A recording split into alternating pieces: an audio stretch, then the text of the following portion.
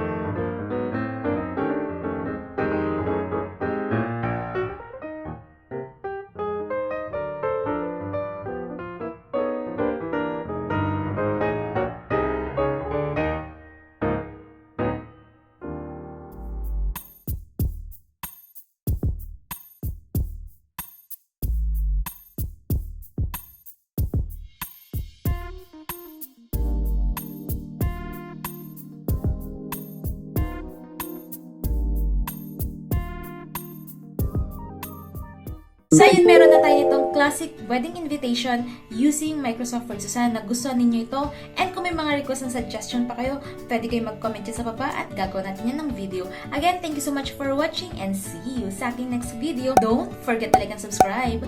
Bye!